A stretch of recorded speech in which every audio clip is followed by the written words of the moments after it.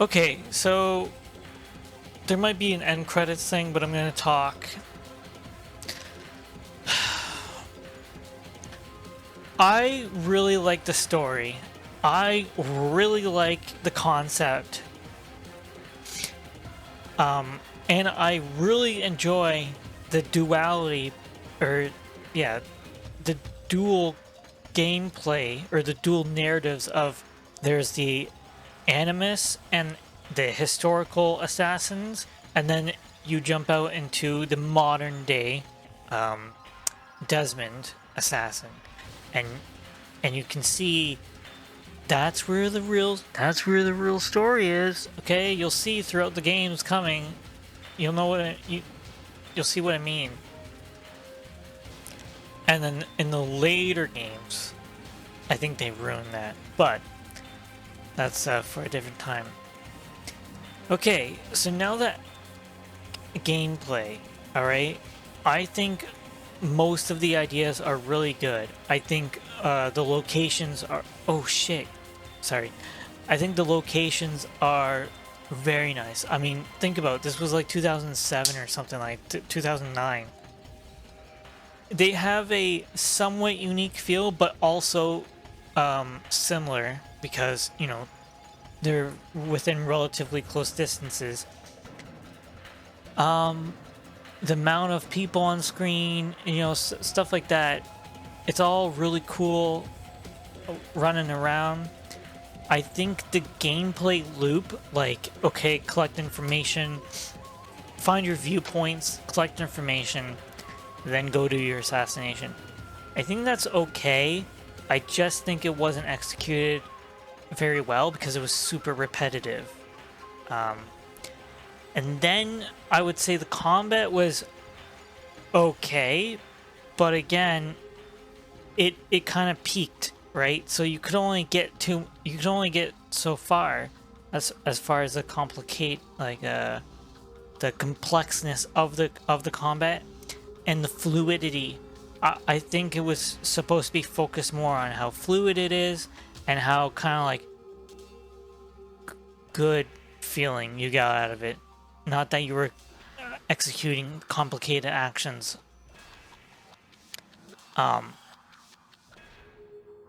So I think it fell short.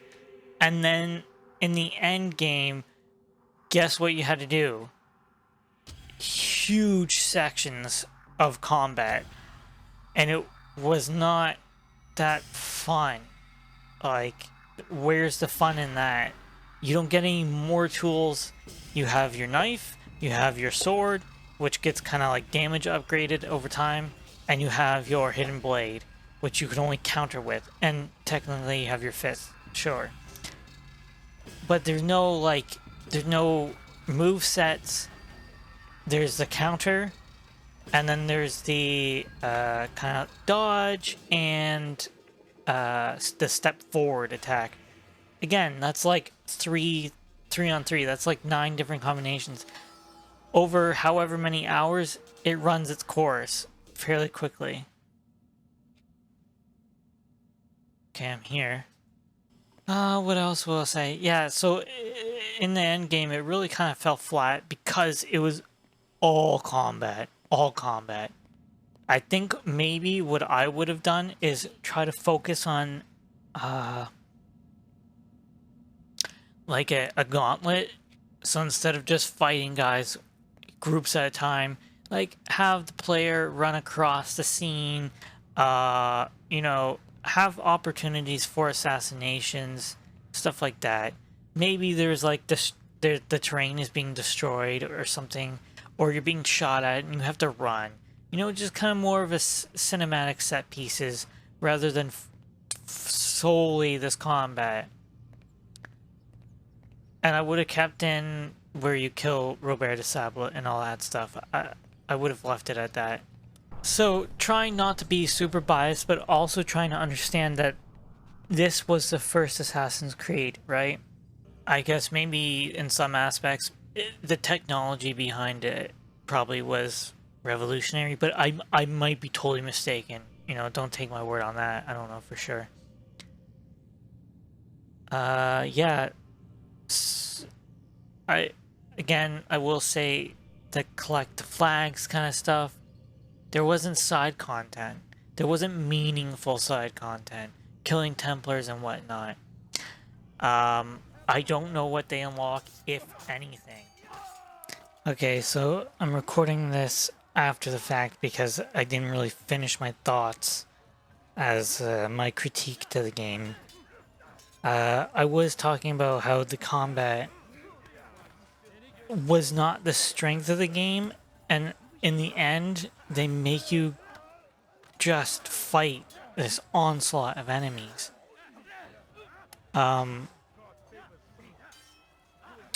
Aside from all of that, okay, let me get back to the stronger point, because that, to me, it is the story. It is the story of the Assassins and the Templars, and you learn that their history goes all the way back into Jerusalem, right, and the Crusades, and it stretches from there to the modern day somehow.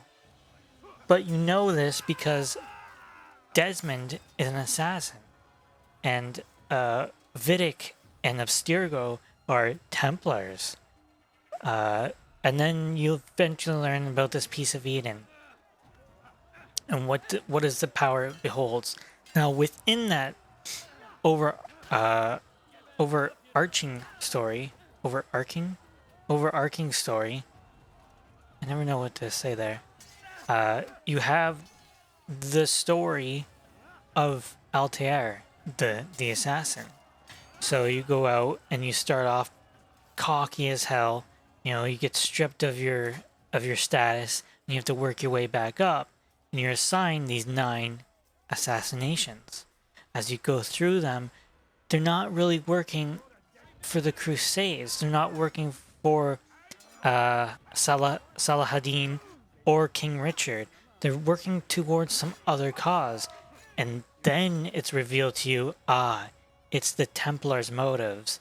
There's this stronger idea, or ideal, that bonds these men together. And then you learn, and you're under the impression that they're trying to take away people's freedom. They're trying to control them. Then the revelation is Al-Mualim was also at the discovery of this piece of Eden. And he has been working against the Templars in order to control the Holy Land with the piece of Eden.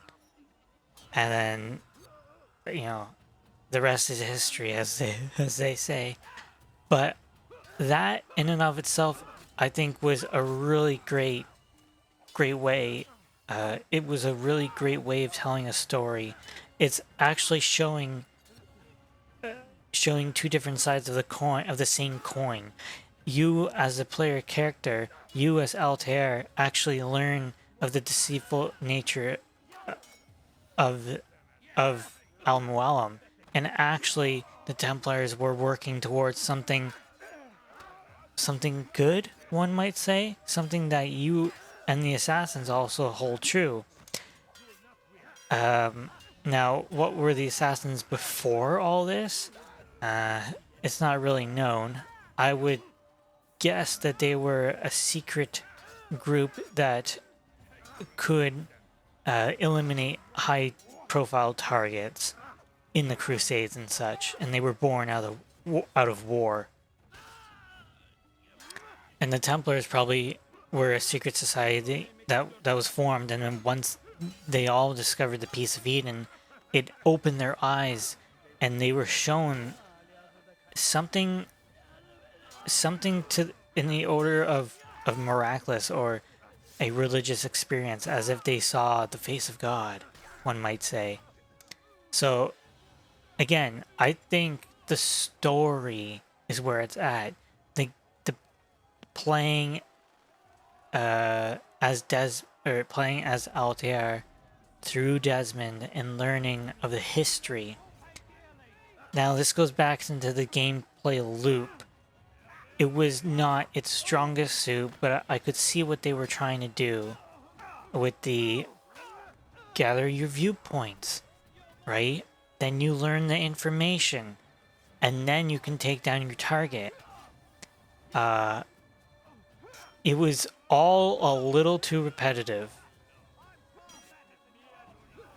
But the technologies behind it and the free running is really cool. And recently I have been playing more in the kingdom, and I actually really like the world. It doesn't, there's nothing to do. I, you're just out there collecting flags and getting viewpoints, but it's nice to have this big open space and kind of fill it with a little bit of imagination. It's kind of nice in a way, especially how open world games are now, and especially how Ubisoft handles them. It'd be full of shit, and it's just vacuous as well. So you might as well not put anything. And you know what? This game doesn't. You don't have to do any of that stuff. I will be commenting on a 100% gameplay completion as well when I get that done, which should happen within a week or two. So the visuals, I'd say, honestly, I think they hold up. They're not like extremely high fidelity, but they hold up decently and very good for the time. The the environments really well done.